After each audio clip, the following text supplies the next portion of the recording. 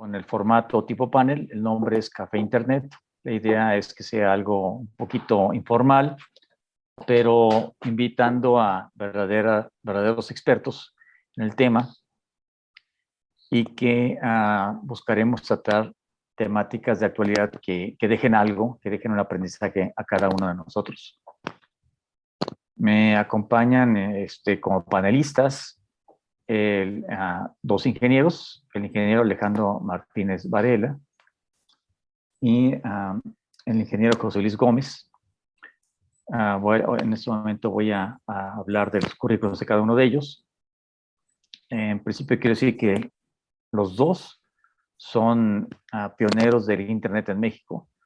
Fueron de las personas que lucharon para que hubiera una columna vertebral, un backbone, una dorsal en todo el país. Un día vamos a abordar el tema de la historia de Internet en México, pero para algunos los que iniciaron Internet en México fueron los que tuvieron algunas antenas y un acceso punto a punto, pero para otros el Internet en México arrancó con un proyecto donde se integraba la buena parte del país y de ahí se sacaban varias ramificaciones secundarias para conectar otras regiones. De eso hablaremos en otra ocasión. Los dos también fueron miembros fundadores de la Sociedad de Internet de México, el capítulo México de la Internet Society, que organiza este evento. Y en principio quiero presentar al ingeniero José Luis Gómez. Él tiene estudios de dirección, con alta estudió ingeniería, con estudios de alta dirección en el Instituto Tecnológico de Estudios Superiores de Monterrey y en el IPADE. Inició su carrera profesional como académico para posteriormente migrar al mundo de las compañías telefónicas. En aquel entonces hay que recordar que cuando inició Internet no era su principal objetivo definirse como compañía de datos, sino más bien se definían como compañías telefónicas, y no, ahorita me corrige José Luis, en un momento dado, en los telcos. Y ha ocupado diversos y muy importantes puestos directivos en varias empresas de telecomunicaciones. Al día de hoy se desempeña como consultor en temas de telecom, administración y de IoT, que, como ustedes saben, es el Internet de las Cosas o Internet de los Objetos, como le llaman algunos. Bueno, si me faltó algo, ahorita me lo dirá José Luis Gómez. Por otra parte está el ingeniero Alejandro Martínez, que ya lo mencioné, que también igual que José Luis es socio fundador de la Internet Society aquí en México, pionero de esta dorsal, la primera dorsal o el primer Internet que hubo aquí en México, Internet como red nacional, no como enlace punto a punto. Él es un ingeniero en comunicaciones electrónicas, tiene muchísima experiencia en el establecimiento de redes conectadas a Internet en el ámbito de áreas académicas. Tiene experiencia particularmente en el despliegue de conexiones en zonas con limitada conectividad o limitada oferta de operadores de telecomunicaciones. Es el anterior presidente del capítulo México de la Internet Society, de la Sociedad de Internet de México, y actualmente es miembro del comité consultivo del NIC.mx, del Network Information Center. Si algo se me pasa importante, también que me lo diga. Pero Alejandro, ya sin mencionarlo, pero ha sido miembro de varios comités y varios grupos impulsores de la implantación de diversas tecnologías aquí en el país, y ya no tiene caso estar hablando de ello, porque simplemente defino a los dos compañeros como expertos. Ofrezco una disculpa porque la doctora Irene Levy no pudo incorporarse a la reunión por las cuestiones de logística. Entonces, nada más vamos a participar con estos dos expertos, pero más que suficiente. El tema de hoy, que como usted sabe, es algo de interés que inició hace algunas semanas cuando el presidente de la República anunció que iba a haber un apoyo para lo que es una empresa privada, y eso generó una gran controversia y que se reactivara el tema, y es de lo que vamos a hablar el día de hoy. ¿Por qué? ¿Por qué este interés del gobierno en participar en esta empresa y lo que está haciendo? Y desde cuándo arrancó. Vamos a tener esta visión general a partir de los panelistas.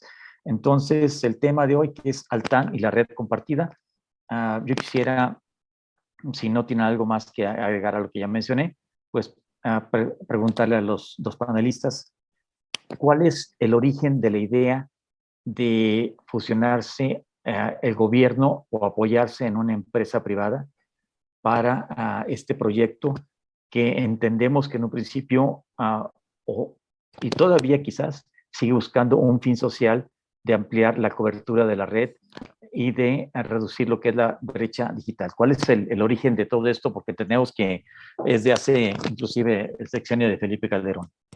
Les dejo la palabra a quien quiera arrancar. Si quieres, José Luis. Gracias, Jeffrey, si me permites. Bueno, buenas tardes a todos. Aquí vamos a tratar de hablar de un tema que conocemos, que sufrimos y que ojalá que le salga bien al gobierno, porque hay muchas cosas que están dependiendo de esto. El tema de Altán, red compartida, creo que valdría la pena decir qué es la red compartida y qué es Altán. El tema de la red compartida fue una idea que se empezó a gestar como idea en el sexenio de Felipe Calderón y que en el sexenio de Peña Nieto, con el tema de la reforma a la Ley Federal de Telecomunicaciones y Radiodifusión de 2013, se crea, ya se le da vida a ese ente que es la red compartida y la idea era justamente tener una red en donde los operadores principalmente inalámbricos, pudieran tener lo que en el mundo de los carriers le llaman el backhaul, los backbones, construir los enlaces, construir una red para llegar al punto final resulta muy, muy oneroso. Y entonces la idea de la red compartida era justamente eso, o sea, hacer una organización que fuera como un carrier de carriers. Y bueno, eso se plasma en la Ley Federal de Telecomunicaciones y Radiodifusión de 2013-2014, y en 2016 se inicia, en 2014 se empiezan a ver cómo armarlo, y surge la idea de una asociación pública-privada para operar la red compartida.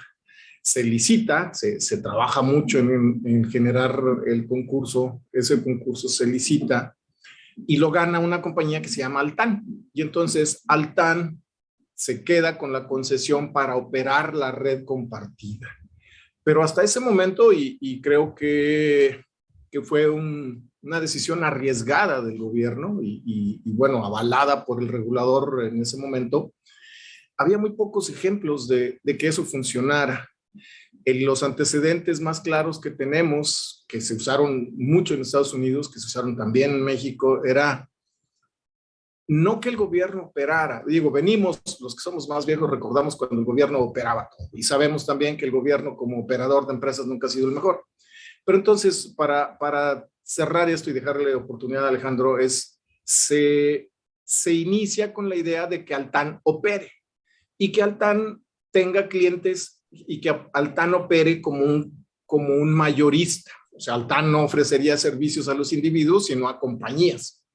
Y la idea sería... José Luis, una interrupción. Tienes la cámara apagada, ¿no? No sé si la quieres tener así o... sí, perdón. No. Okay. Perdón, ahí estoy ya. Entonces la idea era crear esa empresa, crear esa red compartida, licitar la operación, y la ganó Altán. Y entonces a partir de ahí se buscaba que con ese esquema, que era un esquema, yo diría, muy apoyado por el gobierno, que con ese esquema pudieran darse las condiciones para que hubiera principalmente operadores que llegaran a los puntos en donde los grandes operadores no llegaban porque no les era negocio. Los negocios de telecomunicaciones son muy intensivos en capital. Entonces, llegar a una población de pocos habitantes, pues nunca sale el plan de negocio, el plan de inversión no sale, y entonces los privados pues nunca ofrecen lugares en eso. Les decía, hay un antecedente aquí mismo para la telefonía fija que se llamaban los FONCOS, Fondos de Cobertura Social, en donde el gobierno le pagaba a alguien para que operara, pero el gobierno pagaba porque alguien operara, no operaba. Entonces, de ahí viene Altán, Altán es la empresa que opera la red compartida, y el propósito principal sería que fuera una alternativa a los carriers establecidos, y que a la vez eso pudiera servir para que hubiera nuevos operadores, tal vez más pequeños, en los puntos en donde los grandes no llegaban. Yo diría que ese es el origen, pero no sé si Alex quiera agregar algo. Sí, voy a agregar algunos puntos. Estoy de acuerdo con todo lo que manifestó José Luis ahorita. Sin embargo, creo que tendríamos que rascarle un poquito más atrás, ¿no? A final de cuentas, los recursos de la red compartida los podemos resumir en dos grandes rubros, ¿no? El tema del espectro o la banda de 700 MHz, que es la banda que se liberó cuando se eliminó el uso de esa banda para la televisión comercial. Recordarán que tuvimos un apagón analógico por allá, al principio del sexenio de Peña Nieto, si mal no recuerdo. Sí, correcto. Y entonces el espectro quedó disponible, ¿no? Entonces ese es el espectro que forma parte de la red compartida, ¿no? El otro componente muy importante de la red compartida es, pues ahora sí que las tiradas, las líneas de fibra óptica que había instalado CFE años antes y que prometían también convertirse en una dorsal que le permitiría a CFE hacer comercialización de servicios de conexión digital, pero que pues pasaron varios años y realmente no ocurrió nada, ¿no? Entonces, este paquete de recursos es lo que se licita para crear esta empresa Altán y que se brinden servicios de conectividad, ¿no? Brincando un poquito al tema que sigue, que sería de si esto fue una buena idea o no fue una buena idea, pues yo creo que también hay que tenerlo en consideración en el contexto histórico, ¿no? Y yo no quisiera ahondar en esta polémica. Sí. Oye, Alejandro, pero ¿cómo entra el gobierno en este esquema? O sea, pues es el proveedor de los dos recursos de la red compartida. Es decir, se tomó la decisión de que fuera una empresa privada y por eso hubo una licitación, pero entonces lo que se licitaba precisamente era el que se ofreciera una cantidad o que se revisara una oferta para crear un carrier adicional, como lo mencionó José Luis, que operara a nivel nacional y que permitiera que esas regiones en donde había poca cobertura por parte de los operadores, pues empezar a surgir negocio, ¿no? Porque algo que no hemos mencionado es que en esta licitación, una de las reglas es que sí, el gobierno ponía en esta licitación o en este paquete la banda de 700 MHz, pero también ponía la fibra óptica, pero también condicionaba a que el ganador de la licitación tenía que comprometerse a tener una cobertura del 90 y tantos % del territorio nacional, ¿no? De tal manera que fueran favorecidas aquellas comunidades en donde donde los operadores grandes no llegaban, ¿no? Y por eso yo quería brincar un poquito acerca de, ya dentro del contexto histórico, realmente si tuvo relevancia o no tuvo relevancia el tema de Altán. Y desde mi perspectiva, yo creo que sí tuvo relevancia. En el 2019, a principios del 2019, por ahí yo publiqué en mi blog un estudio a partir bueno, no un estudio, sino un análisis de un estudio que hace una empresa británica que hace un análisis de los costos del servicio de telefonía de Internet móvil a nivel mundial. Y en 2019, obviamente con datos de 2018, México ocupaba el lugar 146, o sea, siendo el primer lugar el Internet móvil más barato en aquel entonces, que en aquel entonces era el país que lo tenía, era la India, gracias a una serie de iniciativas por parte del gobierno de la India, de llevar Internet a todos sus rincones del país. Y hoy en día, pues vemos la cantidad de gente de la India que es protagonista en estos temas de tecnologías de información, ¿no? O sea, convirtieron en el recurso más exportable de la India a talento en TI, ¿no? Entonces, les rindió frutos, ¿no? Entonces, en 2018, el Internet más barato a nivel mundial, de móvil, o sea, a través de una red celular, era el de la India. ocupaba el lugar número 1 y México ocupaba el lugar 146 de 220 países revisados, ¿no? Esto es algo que pueden revisar. En mi blog está ese artículo que yo publiqué. Y en donde yo decía que pues en México no existían las condiciones para tratar de llevar Internet realmente pues a todos los rincones del país, ¿no? El mismo estudio, que cambió un poquito la metodología de 2022, nos ubica en el lugar número 35. O sea, pasamos en 4 años del lugar 146 al lugar número 35. Entonces, desde mi perspectiva, la iniciativa de la red compartida y algunas otras que seguramente orientaron a nuestro país en que se pusiera más importancia en estos indicadores de conectividad para el fortalecimiento económico, pues fueron exitosos, ¿no? Y claro, no es un logro de un solo partido político, ¿no? Estamos hablando que esto se conceptualizó en el sexenio de Felipe Calderón, en el sexenio de Peña Nieto se hizo realidad y empezó a operar Altán, y ahora en 2022, pues el actual gobierno pues intenta rescatar esta empresa que se encuentra en peligro, ¿no? Entonces, esos son datos duros, o sea, esos no los inventé yo, los hace la empresa esta británica. Los inventó alguien más. Son mentiras de alguien más. No, es un hecho, ¿no? Entonces, pues lo vemos reflejado en el costo. También los que tenemos muchos años en esto, pues recordaremos que siempre nos quejábamos de que en México el Internet era, y en general los servicios de telecomunicaciones, eran de costos altísimos.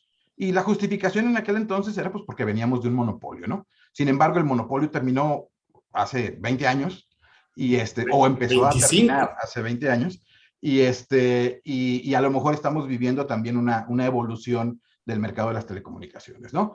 Lo que sí me gustaría poner aquí en la discusión es que realmente sí estamos mejor que cuando o sea, sí hay un avance significativo en estos 4 años, ¿no? Por lo menos en el costo de los servicios de telecomunicaciones, de los paquetes de datos que nosotros utilizamos en nuestros teléfonos celulares, y en el ranking que tenemos a nivel mundial con estos costos, ¿no? Yo coincido que esos son datos duros, coincido con los datos de Alex. Sin embargo, yo quisiera también puntualizar, no quisiera que se quedara sobre la mesa la opinión o la idea de que la más alta competitividad del país es por Altán. Altán no tiene ni siquiera el 10% de los usuarios de Internet. Entonces, yo diría que Altán no ha jugado absolutamente ningún papel en lograr que los precios bajen. Los precios han bajado en función de la muy alta competencia que hay entre los carriers. El carrier que solía ser el dominante en todos los mercados, en todos los territorios, ya ha dejado de ser dominante en todos los mercados y ya no es dominante en todos los territorios. Entonces, ya nada más es el mayor, el más importante. Sigue siendo. Ya nada más es el preponderante. No, bueno, pues preponderante en algunos lugares, ¿verdad? El tema tiene que ver con que cualquier monopolio, pues al día siguiente de que deja de ser monopolio, va a seguir teniendo la más amplia participación en el mercado. Eso es una condición natural del mercado. Entonces, yo diría, primero, la baja en las tarifas, que hoy sí, es más, yo creo que hay algunos casos en donde tenemos mejores tarifas incluso que en Estados Unidos. La baja en las tarifas es resultado de la muy alta competencia, y sí, creo que lo que sí tiene mucho que ver es las modificaciones a la Ley Federal de Telecomunicaciones de 2013-2014. O sea, eso permitió que las inversiones fueran diferentes y permitió hacer otras cosas. O sea, yo diría que el regulador, el IFT, si bien no es el regulador perfecto, yo digo que no es el perfecto, pero creo que está haciendo bien su trabajo. Cuando del regulador se quejan todos, quiere decir que está afectando o beneficiando a todos por igual. Malo cuando un bando opina muy bien del regulador y el otro no. Y en este caso creo que al regulador le toca que todos opinen no muy bien de él. Entonces, de las cosas que se tienen que saber también es esta iniciativa que como decía Alex, se generó como idea con con Calderón y se cristalizó con Peña Nieto, no fue la primera iniciativa. También Peña Nieto tuvo una iniciativa que se llamaba México Conectado. México Conectado llegó a tener 100,000 puntos de presencia y se basaban no en usuarios individuales, sino en poner internet público en sitios públicos, centros de salud, plazas y lo demás. Esa iniciativa llegó a tener 100,000 puntos en el país, de México Conectado. Sin embargo, lo cual era una muy buena iniciativa, y si recuerdas, Alex, pues eran VISATs y todo era satelital prácticamente. El punto es que en esta administración, y esto tiene que ver con las cosas que luego hacen que se le complique más al TAN y a la red compartida avanzar. En esta administración decide pues dejar que México Conectado se muera por inanición. Como muchas de las cosas de las administraciones anteriores, llega una nueva y las quiere pues eliminar. Esta administración no renueva los concursos con las compañías satelitales. Y entonces, pues la red de México Conectado, pues hoy prácticamente se acabó. Entonces, de golpe, tal vez no de golpe y porrazo, pero al cambio de administración, 100,000 sitios públicos que tenías con internet desaparecen. Y las personas que tenían acceso a través de esos sitios públicos, bueno, pues lo pierden. Eso por un lado. Por otro lado, había un complemento de la red compartida, y seguramente algunos de ustedes lo recordarán, que era la red troncal. La red compartida se creó para los inalámbricos, para los celulares.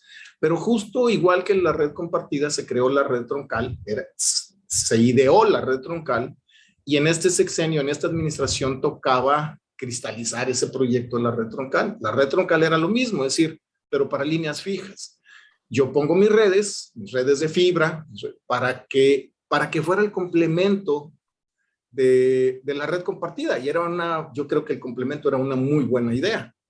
Entonces, esta administración decide que no va a renovar los contratos de esos operadores satelitales, se cancelan esos 100,000 sitios, se cancela la licitación para crear la red troncal, y entonces la red compartida pues ve más complicado llegar a o al TAN ve más complicado llegar a sus objetivos, porque en la conceptualización iban juntas las dos. Una llevaría enlaces fijos de alta capacidad, entendamos como de muy alta capacidad, y entonces la red compartida podría tener puntos de presencia que se basaran en las redes fijas de la red troncal. Cuando no se concreta la red troncal, cuando nos damos cuenta que los 2 hilos que le dejó la CFE a la red compartida, pues esos son sitios, son redes que van por las redes de transmisión de CFE, no llegan a cualquier punto, o sea, es un backbone. Y llevar de ese backbone a la sierra de Chiapas o de Oaxaca o de Guerrero, pues no es un tema sencillo. Entonces, esas circunstancias vinieron a complicar más aún la operación o el avance de la red compartida. Bueno, yo quisiera debatir un poquito ese punto, porque el tema de Alex siempre tiene otros datos, ¿eh? No son otros datos. Realmente creo que también tenemos que reconocer la tecnología y el impacto que pueda tener diferentes métodos de acceso, ¿no? El tema de 4.5G, que es la tecnología que utiliza Altán, en el tema de llegar al usuario, o lo que le llaman la última milla, pues es bastante eficiente, ¿no? O sea, opera de manera muy similar, si no prácticamente idéntica, que los otros operadores de móvil que existen hoy en día. Y no podemos decir lo mismo de los servicios satelitales. Los servicios satelitales que tú mencionas que se operaban con México Conectado eran puntos que realmente solamente se sumaban como sitios en donde la gente podía llegar y colgarse a un Wi-Fi que saturaban prácticamente de forma inmediata y que no traía beneficios,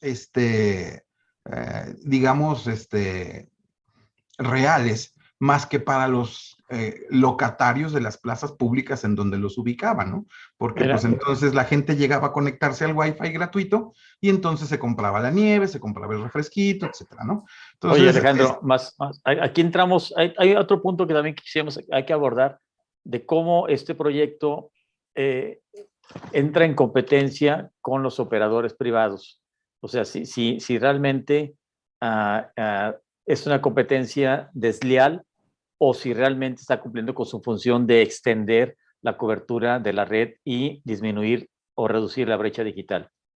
Yo creo que no se han presentado argumentos ni en la prensa en el que se considere al TAN como una competencia desleal. Ni competencia, si quiere.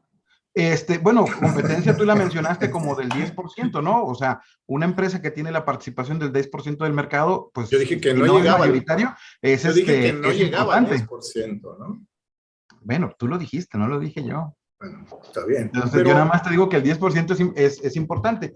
Pero el tema era nada más terminar con la idea de lo que es el Internet satelital.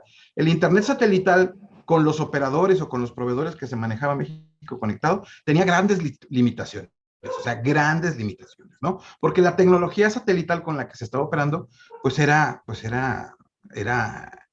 muy antigua, fue diseñada para que los cajeros automáticos pudieran despachar dinero, ¿no? O sea, era para un uso transaccional. Realmente eso no podemos decir que es el Internet hoy en día, ¿no? No podías ver Netflix a través de esas conexiones, ¿no? Por poner un ejemplo, ¿no? Pésimo ejemplo, ¿no? Pero bueno. Y entonces, y además de que tenían un retardo increíblemente alto, ¿no? Entonces, yo creo que también la tecnología tiene sus ciclos y su vida, y a lo mejor el tema que se manejaba con México Conectado, pues realmente ya no tenía mucho sentido de continuar, ¿no? Inclusive yo te podría mencionar que hay otros proyectos que ninguna de las administraciones, ni desde Calderón, ni con Peña Nieto, y ahora tampoco con el gobierno actual, fueron explotadas de manera correcta, que es el tema de WiMAX, en donde todos los proyectos de WiMAX a nivel nacional fracasaron, excepto el de Jalisco, que el de Jalisco sí funcionó bien. Digo, y no porque yo formé parte de ese proyecto, porque además yo no lo operé, a mí me tocó participar nada más en la conceptualización, en las reglas que se establecieron para crear esa red, pero es una red que terminó muriéndose sola también porque el gobierno del estado dejó de sostenerla, ¿no? Pero sin embargo, este proyecto sí tenía anchos de banda que les permitían a los usuarios pues hacer un uso eficiente de la conectividad, ¿no? Y prácticamente en los últimos 15 años pues se ignoró el beneficio que pudiera tener WiMAX, ¿no? Bien, yo diría dos cosas con respecto a la tecnología. Sí, coincido en que si tú ibas a un hotspot de México Conectado no podías ver Netflix. Primero te diría, no existía Netflix para entonces. Pero además si alguien tenía necesidad de mandar un mail, pues podía ir a pararse a las 3 de la mañana y lo podía mandar, ¿verdad? Y cuando te lo quitas, pues, oye, era malo, sí. Yo no sé qué será peor, tener algo malo o no tener nada. Eso es por un lado. Por otro lado, respecto a la tecnología, cuando surge la red compartida utilizando la banda 28 de 700 MHz, que es la que se liberó del apagón digital, esas frecuencias solo se usaban en Asia. Y entonces eso hizo que los aparatos terminales, es decir, los teléfonos que traían previsiones para esa banda, realmente no eran los que tú podías ir a comprar aquí. Y entonces no es que no los pudieran traer, solo los teléfonos de alta gama traían esa banda, y los que no eran de alta gama se tardaron un tiempo en llegar. O sea, es decir, hasta que alguien dijo, bueno, pues hay que traer los teléfonos, y los trajeron. Entonces, voy de acuerdo, las decisiones tecnológicas siempre tienen sus pros y sus contras. Ahora, con respecto a WiMAX, a mí me tocó echar a andar un prototipo de WiMAX aquí en Monterrey, y la verdad es que WiMAX funcionaba bien a secas. Uno de los problemas de WiMAX era que, pensando en llegar a las casas, uno de los problemas de WiMAX era que no cruzaba una segunda pared. O sea, y nosotros lo echamos a andar aquí para el proyecto de la cumbre, y lo lo fondeó Telmex y lo fondeó Alcatel. Y fue un proyecto que se hizo como piloto, ¿verdad? Todo, desde todo el Palacio de Gobierno hasta Fundidora, hasta toda la zona hotelera. O sea, una parte de la ciudad en donde se suponía que estaban los invitados era lo que estaban, pero la tecnología no era la mejor. Nada más para aclarar, estás localizado en Monterrey, pues para Sí. ubicar a la gente. Sí, claro, aquí en Monterrey. Entonces, WiMAX se tardó y a WiMAX se lo comió 3G. Entonces, una tarjeta de usuario de WiMAX costaba casi $1,000. O sea, no había aparatos móviles para WiMAX. WiMAX en aquellos años tú comprabas una tarjeta que le insertabas a la laptop. Hoy las laptops ya ni siquiera tienen esa ranura. Entonces, el problema de WiMAX, yo creo que más que un problema de apoyo del gobierno, que yo de nuevo diría, el gobierno no tiene por qué apoyarlo o no apoyarlo, más que un problema de apoyo del gobierno, fue un problema de que se murió antes de nacer. O sea, la tecnología 3G fue la que llegó en ese momento y 3G pues resolvía cosas que, digo, era muchísimo más barato. Los carriers se metieron a hacer despliegues muy importantes de 3G y bueno, podías tenerlo en el celular cuando WiMAX, ¿no? Entonces, pues WiMAX se murió porque nació muerto, ¿no? El WiMAX móvil, porque el que nosotros usamos en Jalisco fue WiMAX fijo y el proyecto se combinó con Wi-Fi, era WiMAX y Wi-Fi, en donde WiMAX era la última milla y el proyecto se empataba con un hotspot de Wi-Fi para dar la conectividad en sitio. Sí, pero amén de eso, o sea, lo caro no se le quitaba, ¿no? Sí, no. O sea, era muy caro. Pero la diferencia, yo te diría que la analogía sería cuando también se dio la guerra de Betamax contra VHS. Contra VHS, ¿no? En donde Betamax era la mejor tecnología, pero pues el VHS terminó siendo el que triunfó porque la mayoría de los proveedores o de los fabricantes la favorecieron, ¿no? Pero también ese es un contexto histórico, ¿no? Y a lo mejor no vale la pena continuar hablando de WiMAX. Creo que ya vamos a la media hora de esta sesión y aún no hablamos del tema actual, ¿no? Bueno, por favor, abórdenlo. Entre los puntos está un comentario de Reinaldo Gómez, que dice que se calcula que existen 6 millones de usuarios de Altán. ¿Ustedes qué opinan? ¿Sí tendrá esos 6 millones de usuarios o nada más una cifra para cubrir las apariencias? No hay ninguna fuente que lo confirme. Ese es un dicho de Altán. Y Altán, en estricto sentido, ni siquiera tendría por qué saber, porque yo le vendo al que le vende al final. Yo vendo el mayoreo, yo le vendo a Alex y Alex quién sabe cuántos les venderá. Entonces, eso no está auditado y yo honestamente no lo creo. Ahora, hay otro tema que yo quisiera ligar aquí. La concesión de Altán decía que debía llegar en 2000, no sé, no recuérdame, Alex, 2019. No la cumplió, 2020. Olvídalo. No vale la pena discutirlo, no la cumplió. No, espérame, es que hay una que sí cumplió, pero estaba cumplida por default. Decía que debía llegar al 92% de los usuarios, es decir, los carriers ya habían llegado al 92% cuando se suponía que esa era una meta de Altán. Entonces tú dices, ¿cuál era el sentido llegar a ese 92% cuando los carriers ya habían llegado, en primer lugar? En segundo lugar, había una condición que era la que sí tenía un fin social.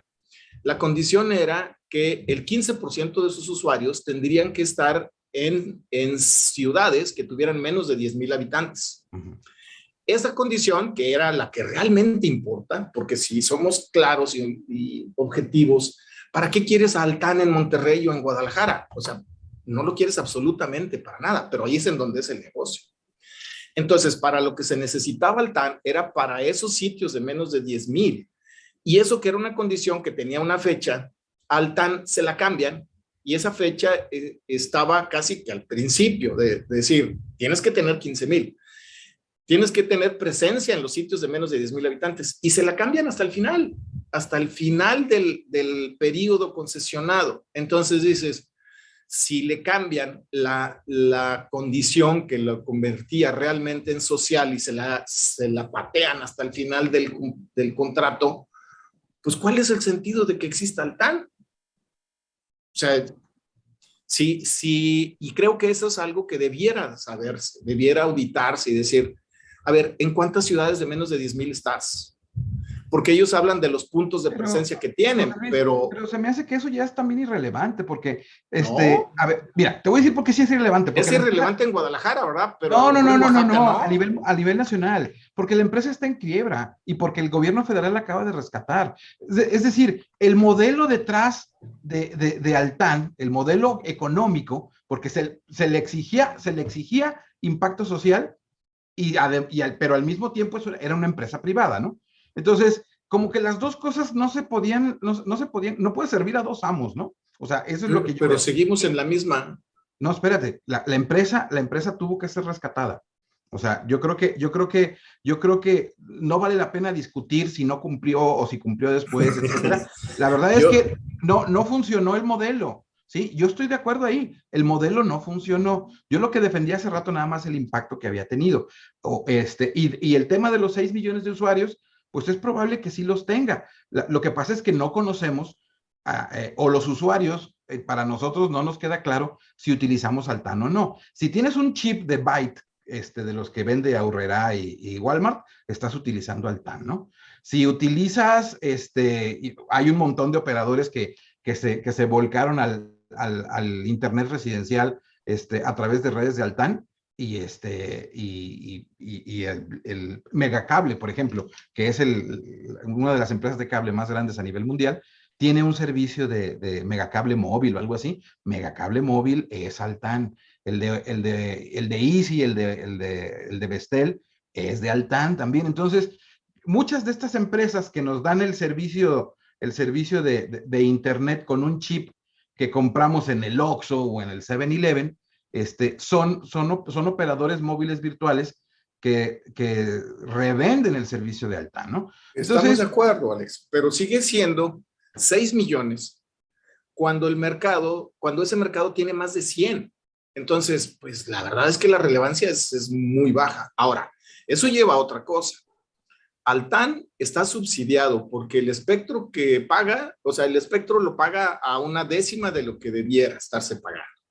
Y luego entonces, ese modelo de subsidio a esa red lo están aprovechando hasta Megacable y todos los demás. Y entonces dices, bueno, ¿cuál es el sentido de ese subsidio para que Megacable haga negocio? O sea, Megacable, el colmo será que a Megacable le salga más barato contratarle a Altán que invertir. Entonces, yo creo que coincido contigo, me parece que la gran deficiencia de la red compartida y de Altán es el modelo de negocio. Ese modelo de negocios ha mostrado que no va a funcionar. O sea, en 2021 se fueron sus acreedores, lo llevaron a un juicio mercantil. O sea, está verdaderamente emproblemada la empresa. Salió una publicación ayer en donde dicen que deben casi $1,500 millones. Y entonces las inyecciones del gobierno es un simple mejoralito. Es lo único que está buscando el gobierno, es como que aguántame tantito mientras yo me voy. ¿Qué va a pasar con Altán? Va a quebrar. Tal vez este año no, tal vez el próximo no, pero es un modelo fallido. Y entonces, si se está partiendo, y creo que nadie podrá decir algo diferente, que el modelo de negocios está fallido, y le sigues invirtiendo a ese modelo de negocios, pues lo único que va a pasar es que se va a abrir un boquete más grande. Y entonces, pues, la verdad, yo creo, y bueno, yo tengo un componente de la iniciativa privada muy fuerte. Yo digo, pues si esa compañía debía quebrar, pues debes dejar que quiebre y que alguien tome los activos y que plantee un nuevo modelo de negocio, porque es seguirle metiendo dinero malo. O sea, seguirle metiendo dinero bueno al malo. O sea, ¿qué va a pasar? Va a quebrar. Y entonces, en lugar de 6 millones, van a ser 10 que se van a quedar sin servicios. O sea, yo creo que para mí la solución con Altán era dejar que quiebre y plantear un nuevo modelo, porque el modelo de negocios está clarísimo que no se va a cumplir, y no se va a cumplir tal vez por incluso intervenciones del propio gobierno al no licitar la red troncal, al hacer otras cosas. Pero bueno, para mí ese es el punto. A ver, bueno, yo coincido en que va a quebrar. Yo coincido en que no hay que meterle dinero bueno al malo. Sin embargo, no somos expertos económicos y yo quiero pensar que el análisis del impacto de la quiebra de Altán es algo que el gobierno no está dispuesto a asumir, así como en su momento pues no se ha aceptado la quiebra de los bancos, así como en su momento en otros países se han rescatado industrias como la de los automóviles en Estados Unidos, etcétera, ¿no? Y el tema del por qué rescatar en estos momentos Altán, a lo mejor es, como también tú lo dijiste, nada más que en otro contexto, pero un amortiguador que nos permita el resolver el tema de la conectividad de otra manera, ¿no? Y en eso es lo que yo quisiera también abordar la última parte de la charla. No sé si tenemos una mano levantada ahí, no sé si le podemos dar la voz a Reinaldo. A ver, déjame. Bueno, yo antes de que, digo, mientras se da la voz a Reinaldo, yo lo que creo es que no hay comparación entre el rescate de los ahorradores con el rescate de los accionistas. El FOBAPROA ha sido muy discutido, pero el FOBAPROA era para proteger los ahorros. Si colateralmente se beneficiaron los banqueros, ese no fue el objetivo. Y aquí, bueno, esa es otra cosa, ¿no? Y la otra cosa es que se ve completamente incongruente esta administración. La administración dijo que no iban a rescatar a ninguna empresa privada, ya la rescataron. Entonces dices, bueno, ¿cuál es el punto? Y eso me lleva a otro tema, pero no sé si ya está listo. Sí. Reinaldo, ¿quieres hacer una pregunta? Sí, lo que pasa es de que Altán no existía antes de todo las reformas del 2013 a la Constitución y a la Ley de Telecomunicaciones. ¿Correcto? Fue creada expresamente Es un para producto de... ir por este proyecto. Así de fácil. ¿Totalmente de acuerdo? Sí, Y ahí sí, de acuerdo. Un político de esos de viejísimos metió la mano, Bernardo Sepúlveda Amor, fue de los principales promotores de esta empresa. Y lo que yo no entiendo es cómo varias fondeadoras internacionales le entraron. O sea, si no era un modelo de negocio viable, ¿por qué se consiguieron que de esas fondeadoras internacionales participaran en este proyecto? Bueno, yo diría dos cosas, completamente de acuerdo contigo. Altán es la empresa que opera la red compartida, que esa red compartida surge de la reforma a la ley. Entonces, Altán gana en 2016. En 2016 es donde se crea Altán. Y sí, ahí estuvo Bernardo Sepúlveda. ¿Por qué creyeron en el modelo de negocios? Porque tal vez sí era viable como estaba planteado, pero como dijimos hace un rato, cuando se cancela la red troncal, que la red troncal era la que iba a proveer el backhaul para la red compartida, entonces, pues ya se te empieza a complicar el modelo de negocios. La otra cosa es, lo que se sabe es que, bueno, el regulador, Moni de Swan, cuando Moni de Swan estaba en el IFT, Moni de Swan apoyó el modelo de negocio. Moni de Swan contrató a McKinsey. McKinsey hizo un estudio por el que cobró 100 millones de pesos y McKinsey dijo que sí era viable. Y entonces, ¿quiénes son los inversionistas más fuertes? De hecho, hoy, ¿quiénes son los acreedores más importantes? La propia banca de desarrollo, NAFIN y todos estos. Entonces, ese modelo de negocios yo creo que sí estaba inflado. O sea, yo creo que sí estaba inflado. Y a lo mejor McKinsey, con un pago de 100 millones de pesos, pues se anda animando a decir que sí es viable. Pero si le sumas que le quitas la red troncal, pues entonces, o sea, le sumas. Pero ya tenía problemas desde antes, José Luis. O sea, la ejecución fue fallida desde el inicio. No, a ver, una pregunta. Dado que la condición financiera es mala, no es viable, no es sustentable económicamente, Altán. Yo entendería que la posición de José Luis Gómez es pues que sigan las reglas del mercado, si va a tronar, truena. Y la posición de Alejandro es de que está cumpliendo una función y que hay que todavía sostenerla. Ahora, ¿qué pasa cuando entra una nueva tecnología como el Starlink, que puedes poner antenitas en poblaciones dentro de las sierras, en poblaciones con accesos muy restringidos, poblaciones con muy pocos habitantes. Y entonces sí, con esta nueva tecnología de Starlink, que tiene un ancho de banda respetable, y que se pueden hacer pequeñas redes comunitarias a través de esas antenitas, y podemos ponerlas en los puntos más que realmente no tiene cobertura y que nunca va a invertir un centavo ninguna de las empresas operadoras al día de hoy aquí en México. ¿Qué pasaría ante esa nueva condición?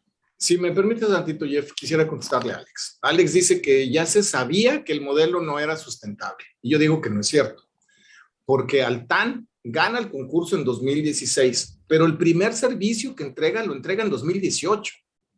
En 2018 entrega el primer servicio y en 2009 se cancela la red troncal. Entonces, no había manera de saberlo. No había manera de saberlo que estaba mal financieramente, porque dices, bueno, está arrancando. Pues, cuando las empresas arrancan, todas arrancan en números bastante rojos, ¿verdad? Es decir, el impacto de quitar la red troncal fue un impacto determinante. Pero ahora sí, Alex, si quieres, contéstale, Jeff, lo de Starlink. Lo de Starlink. Para mí es la estaca de madera en el vampiro que es Altán. Necesitamos un crucifijo de plata.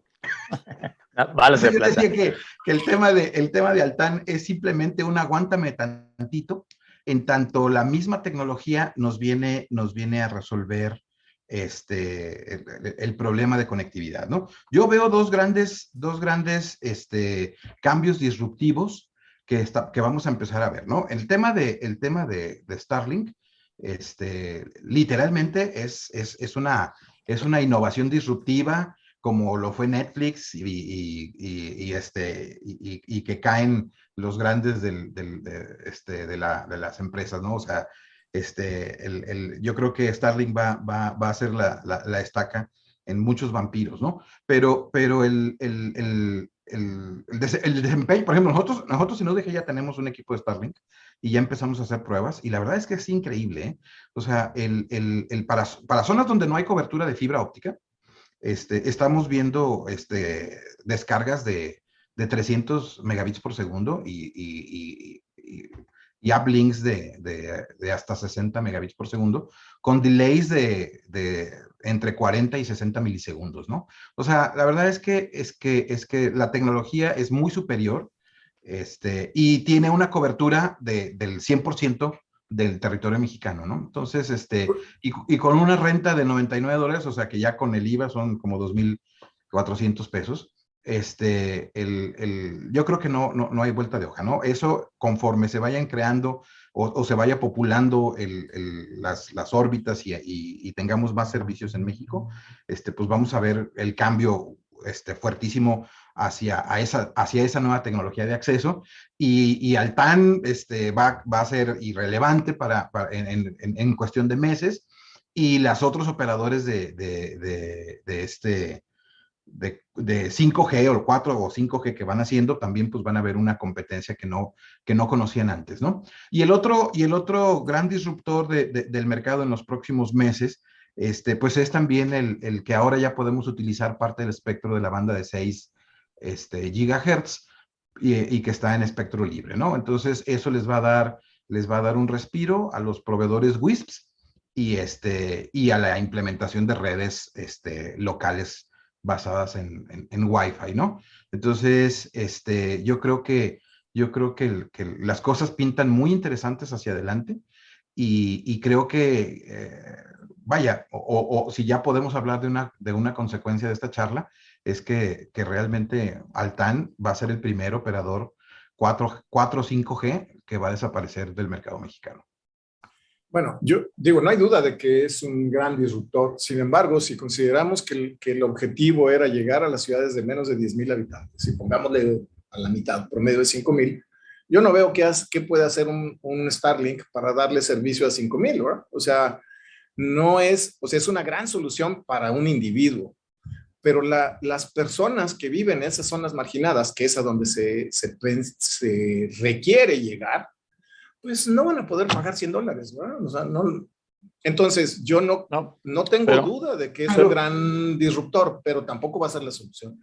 Pero es para una comunidad, es para poner una antena en una comunidad o dos, tres antenas y dar servicio a la comunidad, no es para una familia. Se pueden organizar, así como veíamos, así como hace 40 años la gente se juntaba en una casa en el pueblo para ver la televisión, pues así va a ser algo similar con el Starlink, ¿no? Mira, pero pues es que es volver perdón, pero esto es algo que hemos platicado mucho. Esto es algo que es lo que no te gustó del esquema de México Conectado. Espérame, igual. Olvídate de México Conectado. Esto es algo que hemos visto, que hemos analizado mucho en ISOC México, ¿no? No, tenemos dos brechas en México, ¿sí? Está la brecha de acceso y está la brecha económica, ¿sí? Ahorita son dos por separado y tienen puntos en los cuales se entrelazan, pero no son iguales, ¿sí? Entonces, si nosotros tenemos, la brecha de acceso es mucho más grande que la brecha económica. Si nosotros quitamos o se quita de alguna manera la brecha de acceso, ¿sí? Aquellos que pueden pagar, lo van a pagar. Hoy en día hay gente que puede pagar y que no opino tiene diferente. Servicio. Cuando yo trabajaba con uno que se dedicaba a eso, el problema es el pago. El problema es el pago. O sea, no alcanzan a pagar, no pueden pagar lo que tú pagas en tu casa. O sea, no lo pueden pagar. Entonces, oye, yo creo que más el problema es ese, ¿no? Sí. Pero José Luis, a ver, ¿no saldría más barato para quien está financiando actualmente la operación pagar antenas de Starlink en varios puntos de la República, en varias localidades que lo requieran, a seguir financiando el actual proyecto? Sí, y además, para aclarando la diferencia de que con el sistema de VSAT, como tú mismo decías, bueno, podría servir para correo electrónico, para algún tipo de aplicaciones parecidas, pero no servía para Netflix. En cambio, con Starlink sí te puede servir hasta para funciones de entretenimiento, de video, como streaming, como algunas plataformas, ¿no? Sí, de acuerdo. Sin embargo, Starlink no es un servicio que se permita revender. O sea, tú no puedes contratar tu Starlink y decir, ahora voy a revender. Eso no está permitido actualmente. Podría cambiar, pero hoy no te puedes basar en ese modelo de negocio porque hoy no es permitido. O sea, tú contratas tu Starlink, es para ti. No lo puedes revender. ¿No lo permite quien el regulador mexicano? Ya está asegurado. El contrato, el EULA que firmas con Starlink. Ah, ok. Sí. Pero eso no importa, por lo que te digo de la brecha de acceso. O sea, si en una comunidad tienes 10,000 habitantes, si en una comunidad tienes 10,000 habitantes, ¿sí? El 2% son ricos. ¿Está bien? Sí. Qué bueno. Ya resolviste el problema. Mejor. Entonces, esos van a tener conectividad. Y si esos le abren la llave, así como en su momento, los riquillos del pueblo abrían las puertas de su cochera y les ponían la tele a los chiquillos para que la vieran los fines de semana. Tenemos un beneficio de impacto en lo que tiene que ver con el acceso, ¿sí? Y además, yo quiero ver a Starlink levantando y enviando cease and desist letters para los que lo revendan en las rancherías, ¿no? Solamente te desconecta y con eso tiene. O sea, esa es la ventaja de esos modelos. No tengo que enjuiciarte ni nada. Dice, incumpliste, ¡pum! O sea, yo no tengo duda de que va a ser un cambio muy importante, pero a las comunidades más alejadas, a las comunidades más pobres, que es a la que realmente se requiere que tengan el servicio, yo veo que el impacto no va a ser el que estamos pensando. Muy bien, bueno, vamos concluyendo porque se nos acaba el tiempo. ¿Tiene futuro Altán y la red compartida o definitivamente no va a tener futuro? Parece que tiene un respiro actualmente, ¿no? Pues tiene un respiro, quién sabe cuánto le dure. Es como que entraste a terapia intensiva y ya te pusieron el respirador, ¿verdad? Pero te lo van a tener que quitar. O sea, ¿cuánto va a durar? No lo sé, pero mi opinión es que mientras Altán no cambie su modelo de negocios, no va a ser viable. Bueno, yo coincido en que no va a ser viable ni aunque cambie su modelo de negocios, ¿no? O sea, la tecnología, la rapidez con la que se mueven los despliegues de 4 y 5G no le van a dar para responder contra las otras tecnologías que vamos a ir viendo, ¿no? O sea, particularmente Starlink, las competencias de Starlink que están surgiendo ya, es decir, que siguen el mismo modelo de satélites de órbita baja, simple y sencillamente porque rivalizan con el servicio de 4 y 5G, ¿no? Es decir, antes las VSATs y los servicios de Internet satelital no podían competir con ninguna otra de las ofertas de Internet que existían. Hoy en día pueden competir de tú a tú con 4 y 5G, ¿no? ¿Por qué? Pues porque ya tienen delays por debajo de los 80 milisegundos, porque tienen anchos de banda de downlink de 300 megabits por segundo, y porque tienen una tecnología que les permite ser mucho más eficientes en el despliegue de los servicios, ¿no? El servicio satelital de Starlink y de aquellos que son como Starlink, que vamos a empezar a ver ofertas más adelante, es una red prácticamente entre los satélites. Es decir, las comunicaciones no solamente van de la Tierra al satélite y del satélite a la Tierra, sino que los satélites entre ellos forman redes con enlaces láser, en donde hacen mucho más eficiente las rutas y en donde pues realmente se convierten en una competencia, tanto la eficiencia como en la capacidad y el ancho de banda, contra 4 y 5G, ¿no? Y yo es por eso que digo que ese respiro de Altán, va a ser de algunos meses, momentáneo, y Altán va a ser la primera red que va a desaparecer de los operadores de 4G y 5G, y yo creo que van a desaparecer otros dos. Yo agregaría que creo, perdón, Jeff, que creo que Altán va a morir más rápido ahora que interviene el gobierno. Creo que eso va a ocurrir porque el gobierno la va a reorientar mucho más a la parte social, que es en donde menos va a funcionar su modelo de negocios. Entonces, creo que se está acelerando la muerte de Altán, a menos que el gobierno le meta una cantidad de dinero muy importante. Bueno, quizás tenemos todos un respiro, ¿no? Y eventualmente no se va a poder hacer. Ya quedó claro que el modelo no es sustentable, pues entonces. Ok, pues, sí. Perdón, y bueno, eso ya para terminar, a lo que me lleva a mí es a que no tenemos como país una estrategia para llegar a esos puntos. Son iniciativas completamente desconectadas. Por un lado, y ahora se rescató Altán, pero Comisión Federal creó Comisión Federal Internet para Todos. Y ahí, bajo ese sombrero, el gobierno se crearon otros 2 programas. A esos 2 programas se les puso 15,000 millones de pesos. Entonces, ¿quién es la cabeza del sector? Esta administración también quitó una subsecretaría de comunicaciones, donde estaba Salma, que muchos de ustedes conocerán. Quita eso, y entonces, ¿quién es la cabeza del sector? ¿Quién define desde el punto de vista tecnológico? La parte normativa la tiene el IFT, pero la parte tecnológica, ¿y dónde la alineación de la parte tecnológica, la parte política del país, quién la define? No la define, no hay quien la defina. El señor que está a cargo de la Secretaría de Comunicaciones, pues como dicen, parece que ya se murió y no le han avisado. Y el otro punto es, otra de las características de esta administración, y me meto a la política porque ya nos vamos, es que el presidente se ve como que no le hace caso a nadie. Entonces, no hay agenda digital, o sea, un concepto que debiéramos tener, no hay agenda digital, no hay una estrategia consolidada para llevar Internet a donde no existe, cuando hay relaciones muy claras que dicen que por cada tantos puntos de penetración de Internet sube tantos puntos el PIB. Entonces, para mí la parte más preocupante no es que se muera Altán. La parte más preocupante es que va a ser un sexenio perdido en cuanto a llevar el Internet a los puntos más alejados. Y pues bueno, cuando menos le hizo caso a quien le dijo que había que rescatar a Altán, ¿no?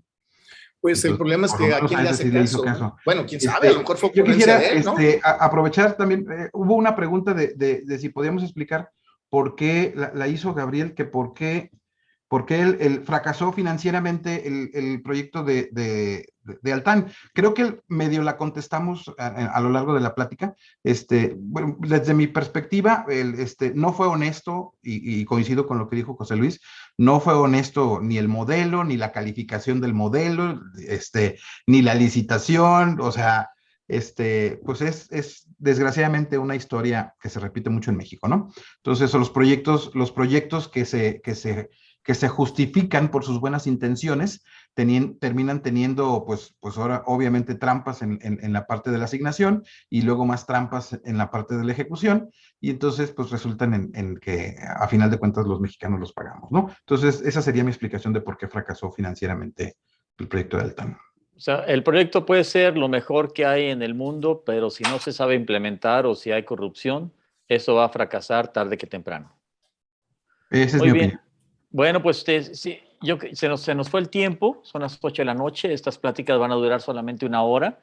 Quiero invitar a todos a que en una semana, menos de una semana, el próximo miércoles, tenemos ya la segunda sesión, que vamos a hablar ahora de cómo hay intentos y de hecho casos concretos de división de Internet, lo que se llama Split Internet, pero en este caso vamos a hablar de conflictos sociopolíticos en Internet. Es un tema bastante interesante para todos y la vamos a llevar a cabo la siguiente semana. Voy a mandar la información a todos los miembros del capítulo y a otras organizaciones, y quiero agradecer a los panelistas, al ingeniero José Luis Gómez y al ingeniero Alejandro Martínez Varela por su participación, y a todos ustedes por estar aquí presentes en esta tarde-noche, y espero que nos acompañen la próxima semana. Pues sin más, no quiero extenderme, agradecer a todos ustedes, gracias a los panelistas. Gracias a todos, muchas gracias a todos por la invitación. Buenas y por su noches a todos, asistencia. gracias por su atención. Buenas noches. Hasta luego, nos escuchamos la próxima semana, nos vemos la próxima semana. Gracias. Recording